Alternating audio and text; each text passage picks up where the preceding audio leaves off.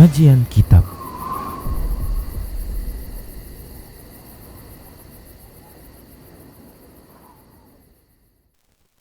Bismillah, assalamualaikum warahmatullahi wabarakatuh. Innal hamdalillah nahmaduhu wa nasta'inuhu wa nastaghfiruh wa na'udzu billahi min shururi anfusina wa min sayyiati a'malina. May yahdihillahu fala mudilla lahu wa may yudlilhu fala hadiyalah. Wa ashhadu an la ilaha illallah wahdahu la syarika lah. Wa ashhadu anna Muhammadan abduhu wa rasuluhu sallallahu alaihi wasallam. Qala Allah tabaraka wa ta'ala, ya ayyuhalladzina amanu taqullaha haqqa tuqatih wa la tamutunna illa wa antum muslimun. Ya ayyuhan nasu taqu rabbakumul ladzi khalaqakum min nafsin wahidah wa khalaqa minha zawjaha wa bassa minhuma rijalan katsiran wa nisaa'a. واتقوا الله الذي تساءلون به والأرحام إن الله كان عليكم رقيبا يا أيها الذين آمنوا اتقوا الله وقولوا قولا سديدا يصلح لكم أعمالكم ويغفر لكم ذنوبكم ومن يطع الله ورسوله فقد فاز فوزا عظيما أما بعد فإن أصدق الحديث كتاب الله وخير الهدى هدى رسول الله صلى الله عليه وسلم وشر الأمور محدثاتها وكل محدثة بدعة وكل بدعة ضلالة وكل ضلالة في النار. Para pemirsa Rosyad TV dan para pendengar radio Medan Mengaji serta para pemirsa media-media sunnah yang turut serta menyiarkan kajian ini. Kita lanjutkan bahasan kitab Minhajul Muslim di bab yang keempat tentang ibadah, di bahasan yang ke-11 yaitu tentang sholat witir. Kalau seandainya pembahasan ini sudah pernah kita bahas, maka ini bentuk perulangannya. Baik para hamba Allah rahimani wa rahimakumullah, salat witir. Witir definisinya adalah ganjil. Ya, al-adadul fardi, yaitu bilangan yang ganjil, demikian. Seperti 1, 3, 5, 7, 9, 11 dan seterusnya. Baik para hamba Allah rahimani wa rahmakumullah, di antara dalil yang menunjukkan witir itu adalah ganjil adalah sabda Nabi sallallahu alaihi wasallam yang dikeluarkan oleh Imam Bukhari dan Imam Muslim dari sahabat Abu Hurairah radhiyallahu anhu. Nabi mengatakan sallallahu alaihi wasallam, beliau bersabda, innallaha witrun yuhibbul witra, sesungguhnya Allah itu ganjil bilangannya dan mencintai witir, yaitu amalan-amalan yang dia berbilangan ganjil. Baik para hamba Allah rahimani wa rahmakumullah, begitu juga ada hadis yang berbunyi seperti ini, hadis yang dikeluarkan ya dalam kitab sahih, ya maksudnya adalah hadis yang sahih, ya. Nabi bersabda sallallahu alaihi wasallam, man istajmara falyutir, siapa yang dia bersuci ya dengan selain air, maka hendaklah dia menjadikannya ganjil, demikian. Baik para hamba Allah rahimani wa rahmakumullah, adapun secara syar'i kalau ada ungkapan witir gitu ya, itu maksudnya adalah salat witir para hamba Allah, yaitu sebuah salat yang dilakukan setelah isya dan sebelum ya terbitnya fajar. Ya kita ulangi. Ya, witir itu adalah sholat yang dilakukan setelah isya dan sebelum masuknya waktu subuh, yaitu sebelum terbitnya fajar. Baik para hamba Allah rahimani wa rahimakumullah. Nah, sholat ini yang terbaik adalah dikerjakan sebagai penutup dari salat malam. Ya sebagaimana Nabi sallallahu alaihi wasallam beliau bersabda, ij'alu akhiru salatikum bil laili witra. Jadikanlah akhir salat malam kalian itu adalah witir. Ya, jadikanlah salat malam terakhir kalian itu adalah witir. Demikian para hamba Allah rahimani wa rahimakumullah. Kenapa kok disebut dengan witir? Karena memang bilangannya ganjil. Ya salat witir itu ya kalau nggak 1 rakaat, 3 rakaat, 5 rakaat, 7 rakaat, 9 rakaat, 11 rakaat, demikian. Para hamba Allah rahimani wa rahimakumullah. Hanya saja para hamba Allah rahimani wa rahimakumullah, para ulama mereka berbeda pendapat tentang hukumnya. Ya. Pertama sekali mereka berbeda pendapat ya terkait dengan salat witir itu apakah bahagian dari salat malam dan tahajud, ataukah dia bukan salat malam dan bukan salat tahajud. Pendapat yang kuat wallahu taala alam, witir itu adalah bahagian dari salat malam tapi bukan tahajud. Jadi tahajud itu salat yang sendiri, witir sendiri para hamba Allah. Demikian. Baik para hamba Allah rahimani wa rahimakumullah. Nah, terkait dengan hukum witir ini, para ulama mereka berbeda pendapat. Ya, menjadi dua pendapat. Pendapat yang pertama mengatakan bahwasanya salat witir itu wajib. Ini menurut ulama ya Imam Abu Hanifah. Dia berpendapat bahwasanya salat witir itu wajib. Demikian. Bahkan dalam hal ini Imam Abu Hanifah bersendirian dalam pendapat ini. Ya, berkata Ibnu Mundzir rahimahullahu taala, "Wala a'lamu ahadan wafaqa Abu Hanifah rahimahullahu taala fi hada." Saya tidak pernah mendapatkan, saya tidak tahu seorang pun yang bertepatan pendapatnya dalam masalah ini dengan Imam Abu Hanifah. Ya, jadi cuma Imam Abu Hanifah saja, nggak ada satupun ulama yang lain berpendapat dengan seperti itu. Nah, Imam Abu Hanifah mendasari pendapat beliau dengan dalil berikut ini, yaitu hadis yang marfu sampai kepada Rasulullah SAW dari Abu Hurairah. Tapi sayang ini hadisnya didhaifkan oleh para ulama. Hadisnya dikeluarkan oleh Imam Ahmad dalam musnadnya. Bunyi hadisnya seperti ini: malam yutir falaysa minna. Siapa yang tidak berwitir, dia bukan dari golongan kami. Nah, ini hadisnya dhaif ya, didhaifkan oleh para ulama. Baik para hamba Allah rahimani wa rahimakumullah. Kemudian pendapat ini juga mendasari ya pendapatnya dengan dalil yang lain, yaitu hadis yang dikeluarkan oleh Imam Abu Daud, An-Nasai dan Imam Ahmad.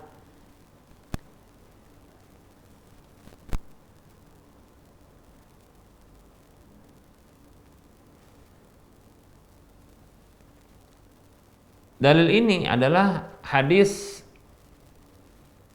dari Abu Ayyub Al-Ansari. Yang sahih adalah ini hadisnya dari para sahabat, yaitu mauquf kepada Abu Ayyub Al-Ansari saja. Bunyi hadisnya begini. Jadi ini ungkapan Abu Ayyub Al-Ansari, bukan ungkapan Rasulullah. Al-witru haqqun faman ahabba an yutir bi khamsin falyaf'al wa man ahabba an yutir bi salasatin falyaf'al wa man ahabba an yutir bi wahidatin falyaf'al. Witir itu wajib. Itu bunyinya. Hak, sebuah kebenaran. Maka siapa saja yang suka dia berwitir dengan 5 rakaat maka kerjakan. Siapa yang suka berwitir dengan 3 rakaat maka kerjakan. Dan siapa yang suka untuk berwitir 1 rakaat maka kerjakan. Demikian. Hadisnya sahih, tapi sahih mauqufan namanya, yaitu hanya terhenti kepada Abu Ayyub Al-Ansari radhiyallahu anhu saja. Demikian.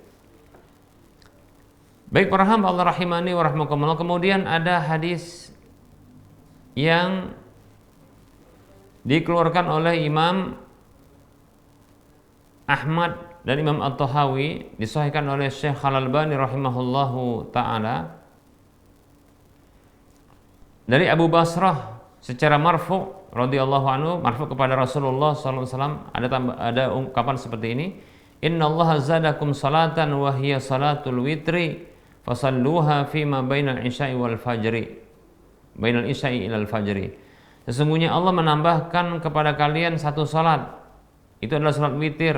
Maka siapa saja, maka salatlah kalian di antara ya isya dan fajar, itu subuh. Baik, di sini ada perintah untuk salat. Hukum asal perintah adalah wajib, demikian ya menurut mereka ini. Begitu juga ada hadis yang sahih yang sudah kita bacakan tadi, yaitu hadis yang dikeluarkan oleh Imam Bukhari dan Muslim. Nabi mengatakan sallallahu alaihi wasallam, ija'alu akhiru salatikum bil laili witra. Jadikanlah akhir salat malam kalian itu adalah witir. Demikian, ya. Ini ada perintah. Perintah hukum asalnya adalah wajib, demikian. Kemudian ada hadis yang lain dari Abu Sa'id, kalau tadi dari Ibnu Umar, sekarang dari Abu Sa'id radhiyallahu anhu, yang dikeluarkan oleh Imam Muslim, Tirmidzi, Nasa'i dan Ibnu Majah. Sahih hadisnya.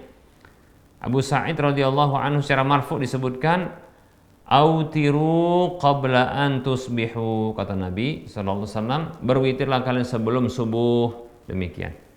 Berwitirlah kalian sebelum masuk waktu subuh, demikian. Ini pendapat yang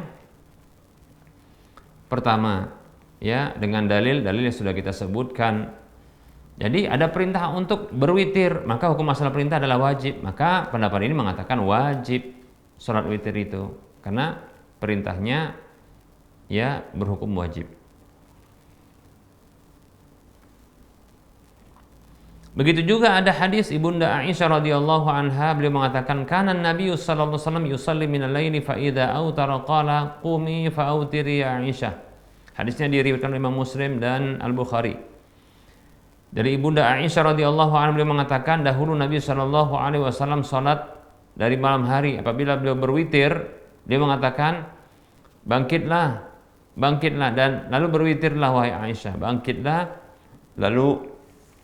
lalu berwitir wahai Aisyah, demikian. Baik, ini pendapat yang pertama dengan penyebutan dalil-dalilnya.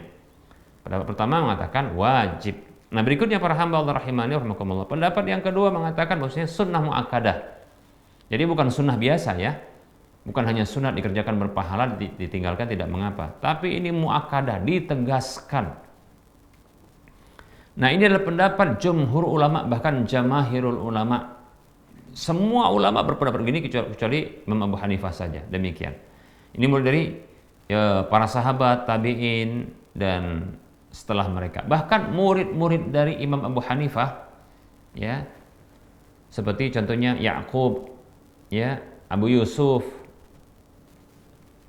itu berpendapat berbeda dengan gurunya. Berpendapat hukumnya sunnah muakkadah, ya, untuk sholat witir, hukumnya sunnah muakkadah.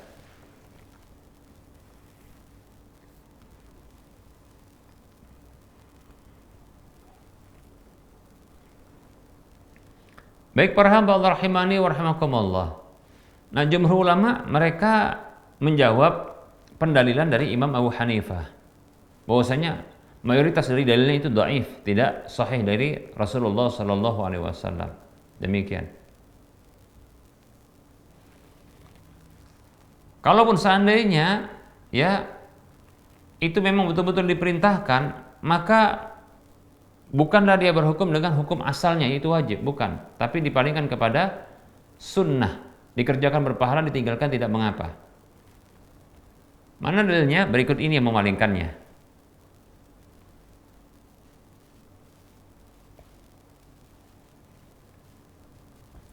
Hadis Tolhah ibnu Ubaidillah tentang seorang laki-laki yang datang, ini Arab Badui, datang kepada Nabi Shallallahu Alaihi Wasallam, lalu bertanya kepada beliau tentang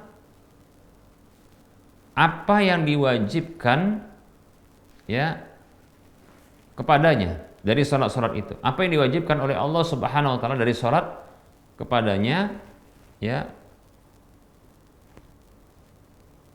demikian. Maka Nabi Shallallahu Alaihi Wasallam bersabda kepadanya, khamsu salawatin fil yaumi wal lailati, 5 kali sholat sehari semalam, 5 kali sholat, demikian. Lalu orang ini bertanya lagi, hal alayya ghairuha, apakah ada kewajiban bagi diriku selain itu? Faqala la, tidak, kata Rasulullah, enggak ada. Illa an tatawwa, kecuali kalau kamu mau menambah.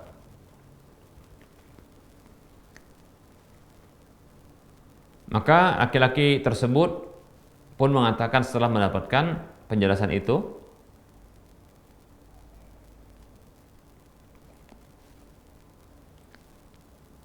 wallahi la uridu la azidu ala hada wa la anqusu, demi Allah aku tidak akan menambah melebihi ini dan tidak akan mengurangi. Faqala sallallahu alaihi wasallam, maka Nabi sallallahu alaihi wasallam bersabda, aflaha in sadaqa, ya, dia beruntung kalau dia jujur, demikian.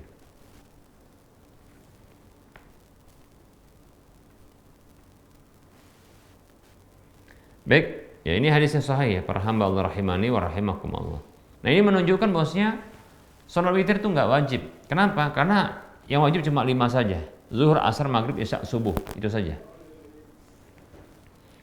Baik, para hamba Allah rahimani wa rahimakumullah. Dalil yang lain adalah hadis yang dikeluarkan oleh Imam Bukhari, Imam Muslim dari sahabat Ibnu Abbas radhiyallahu anhuma bahwasanya Rasulullah sallallahu alaihi wasallam lamma ba'atsa Mu'adzan ilal Yaman, tatkala beliau mengutus Mu'adz radhiyallahu anhu menuju Yaman, qala, maka beliau mengatakan, innaka taqdumu ala qaumin min ahli kitabi, sesungguhnya engkau akan datang kepada satu kaum dari ahlul kitab, falyakun awwala ma tad'uhum ilahi ibadatullah, maka jadikanlah yang pertama sekali engkau serukan, engkau ajak, ya, yaitu mengajak kepada Allah Subhanahu wa taala. Ya, mengajak manusia kepada Allah untuk mengibadahi Allah Subhanahu wa taala. Fa idza arafu Allah, tatkala mereka sudah kenal Allah, fa akhbirhum anna Allah qad farada alaihim khamsa salawatin fi yaumihim wa lailatihim. Maka sesungguhnya, maka apabila ya mereka sudah kenal Allah, maka kabarkan kepada mereka bahwa Allah sudah mewajibkan atas mereka 5 kali sholat sehari semalam. Ya, demikian. Hadisnya riwayat Bukhari Muslim. Baik, para hamba Allah rahimani wa rahimakumullah. Nah, ini menunjukkan ya para hamba Allah bahwasanya sholat yang wajib itu cuma 5, nggak ada yang lain. Ya.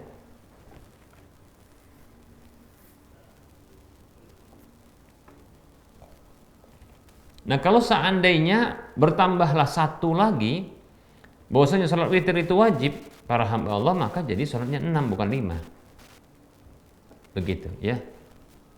Begitu juga ada hadis yang diriwayatkan oleh Imam Muslim, Tirmidzi dan Ibnu Majah dari Abu Hurairah radhiyallahu anhu, Nabi sallallahu alaihi wasallam bersabda, "As-salawatul khamsu wal jumu'atu ilal jumu'ati kafaratun lima bainahuma malam tughshal kabairu." Kata Rasulullah sallallahu alaihi wasallam, salat 5 waktu, Jumat 1 menuju Jumat berikutnya adalah penghapus di antara keduanya selama dijauhi dosa-dosa besar.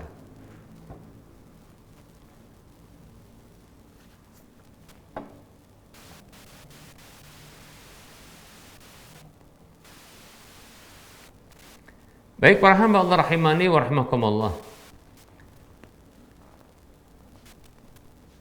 Kemudian ada hadis juga yang menunjukkan bahwasanya salat witir tidak wajib, yaitu hadis dari Ibnu Umar radhiyallahu anhuma, anna Rasulullah sallallahu alaihi wasallam kana yutiru 'alal ba'ir, bahwasanya Rasulullah sallallahu alaihi wasallam itu pernah salat witir di atas kendaraan.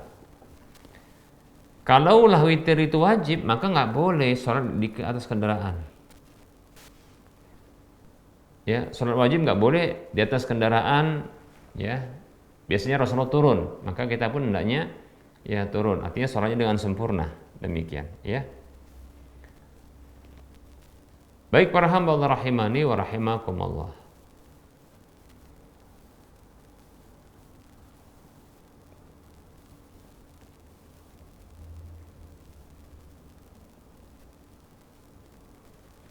Berikutnya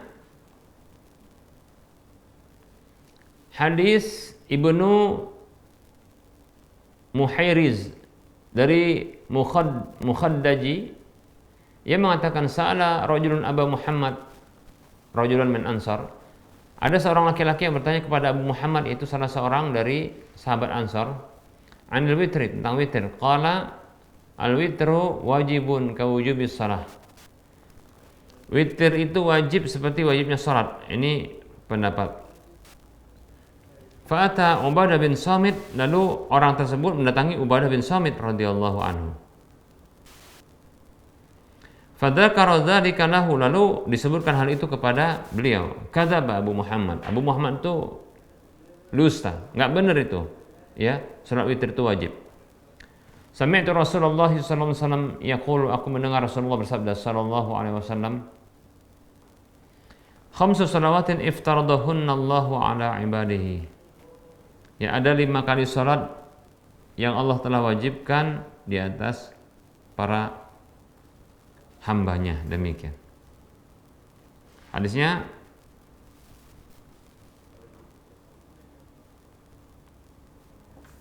dikeluarkan oleh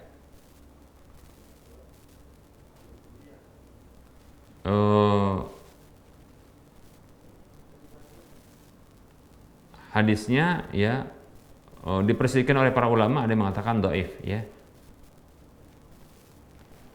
Baik para hamba Allah rahimani wa rahimakumullah.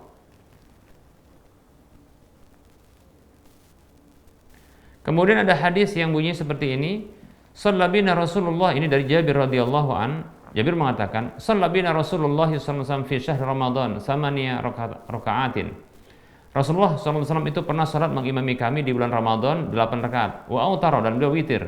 Falamma kanatil lailatul qabilata, maka tatkala di malam berikutnya ijtama'na fil masjid, kami pun kumpul di masjid. Wa rajawna an yakhruja fayusalli bina, dan kami pun mengharapkan agar beliau itu bisa keluar salat mengimami kami. Fa aqamna fihi hatta asbahna. Lalu kami pun witir, lalu kami pun melakukan ibadah sampai subuh. Faqulna, kami katakan, ya Rasulullah, rajauna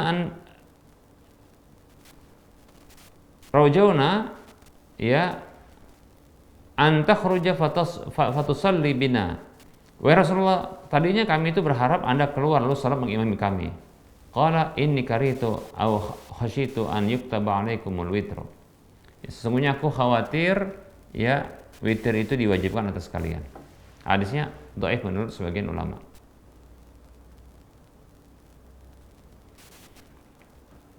Baik para hamba Allah rahimani wa rahimakumullah.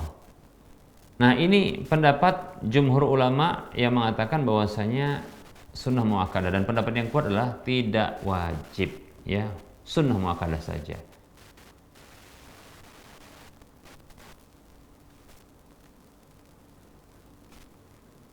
Baik para hamba Allah rahimani wa rahimakumullah. Nah, ini kita cukupkan dulu untuk penyampaian materi terkait dengan definisi witir, kemudian hukumnya. Insyaallah taala pada pertemuan yang akan datang kita akan bahas tentang terkait dengan waktunya. Ya. Baik para hamba Allah rahimani wa rahimakumullah. Nah, kita buka sesi soal jawab. Baik, ini ada pertanyaan yang sudah masuk ya. Bisa mungkin admin menghadirkan pertanyaan yang sudah masuk.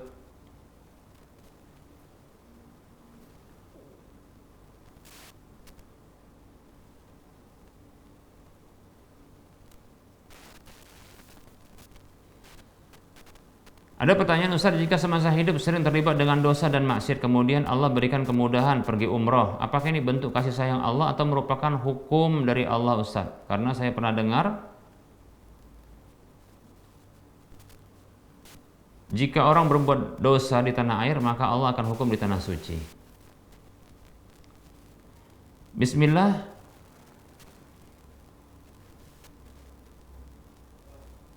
Orang yang dia berbuat dosa dan maksiat, lalu Allah berikan kemudahan untuk beribadah seperti umroh, ya ini merupakan bentuk kasih sayang Allah Subhanahu wa ta'ala. Dan barangkali juga nanti Allah Subhanahu wa ta'ala ya memudahkan dia untuk bertobat kepada Allah Subhanahu wa ta'ala. Demikian. Nah, kita sebenarnya jangan menghukumi orang ya. Jangan menghukumi orang. Ya, kita malah motivasi, kita malah berbaik sangka kepada orang seperti ini. Oh, orang berbuat maksiat, dia pergi umroh, yang mudah-mudahan itu jalan bagi dia untuk bisa taubat. Nah, kalau dia pamerkan umrohnya, ya kita katakan umrohnya benar, ya bagus, tapi pamer umroh ini salah. Demikian. maksiatnya salah, ya, dosa, ya, tentu kan begitu. Kemudian dia berangkat umrohnya benar. Terus kalau pamer umroh ya salah. Jadi maksudnya ketika kita melihat seseorang itu berbuat ketaatan, kita berbaik sangka, kita gembira dan berharap kebaikan untuk dia. Begitu mestinya. Nah, demikian. Apa harapan kita? Semoga Allah menghapuskan dosa-dosanya. Semoga dia bertaubat dari kesalahan dan kemaksiatannya. Nah, begitu, ya. Kalau kemudian dia berbuat dosa lagi, ya kita doakan dia dapat hidayah, begitu. Bukan kita mau hukumi. Ya, bukan lantas kita menghukumi orang tersebut. Oh, nggak diterima itu apanya? Amal ibadahnya, nggak bisa begitu, ya. Baik para hamba Allah rahimani wa rahimakumullah. Adapun kalau berbuat dosa di tanah suci nanti akan berbuat dosa di tanah air lalu akan dihukum di tanah suci, wallahu taala alam, ana nggak pernah dapatkan dalilnya. Tapi kalau orang yang menginginkan membuat dosa di tanah suci, hati-hati.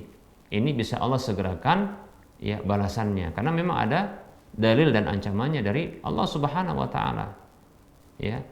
Orang yang menginginkan ya berbuat dosa, kezaliman, kerusakan di tanah suci, maka Allah Subhanahu wa taala bisa segerakan ya untuk diberikan sanksi hukuman kepada dia di dunia itu.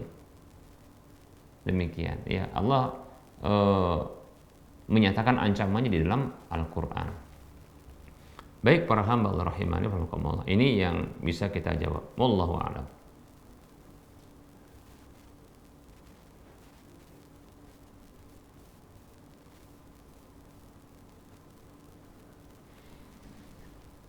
Ada pertanyaan berikutnya.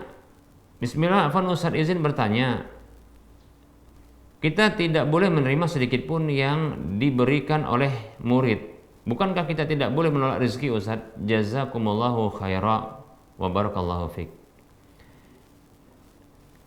Bismillah, wa anta fajazakallahu khaira wa fiik barakallah. Betul, kita tidak boleh menerima hadiah dari pekerjaan-pekerjaan, kita tidak boleh menerima hadiah atas pekerjaan yang sudah kita digaji dari pekerjaan tersebut. Apresiasi orang terhadap pekerjaan kita di mana kita sudah dapat gaji, maka kita tidak boleh menerima hadiah-hadiah dari pekerjaan yang kita sudah dapat gaji, kecuali bila dari pemilik pekerjaan atau orang yang menggaji atau orang yang memiliki pekerjaan tersebut, yang menggaji kita, yang mempekerjakan kita, maka boleh kita terima hadiah dari dia. Tapi kalau dari selain dia, ya, dan pemilik owner dari pekerjaan, ya, tidak setuju, belum tahu, maka tak boleh kita terima. Kalau kita terima itu namanya ghulul, harta khianat. Kata Nabi SAW dalam hadis yang diriwayatkan oleh Imam Ahmad, hadayal ummali ghululun, hadiah-hadiah kepada para pekerja itu ghulul, harta khianat. Dalam hadis riwayat Abu Daud, Nabi SAW bersabda, "Man ista'malnahu ala amalin farazaqnahu rizqan fama akhadha ba'da dzalika fahuwa ghulul." Ya, siapa saja yang kami pekerjakan dengan sebuah pekerjaan lalu kami berikan gaji kepada dia, maka apa saja yang diambil setelah itu adalah ghulul, demikian. Ya. Maka kita katakan ya tidak benar dengan alasan kita tidak boleh menolak rezeki Ustaz. Ya kalau rezekinya adalah haram bagi kita nggak boleh. Contoh ini, kita dikasih hadiah babi. Babi kan rezeki juga. Apa lantas kita terima lalu kita makan? Ya enggak begitu. Kalau ada alasan, Ustaz, babi itu kan haram. Hadiah untuk para pekerja yang diarahkan kepada kita, yang kita sudah dapat gaji, dan itu bukan dari owner pemilik pekerjaan, itu haram juga, demikian. Maka tidak boleh kita terima. Wallahu ta'ala alam. Baik para hamba Allah rahimani wa rahimakumullah.